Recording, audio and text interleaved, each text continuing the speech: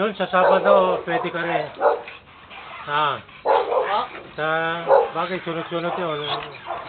Dahil, Sabado o Martes po? hindi, meron pa akong isang, yung sa anak ko, yung mixed French Bulldog niya.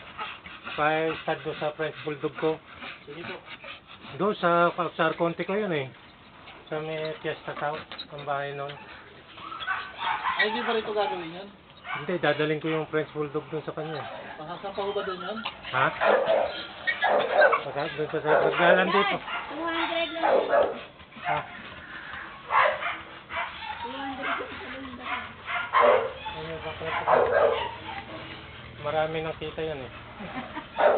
Mayaman eh.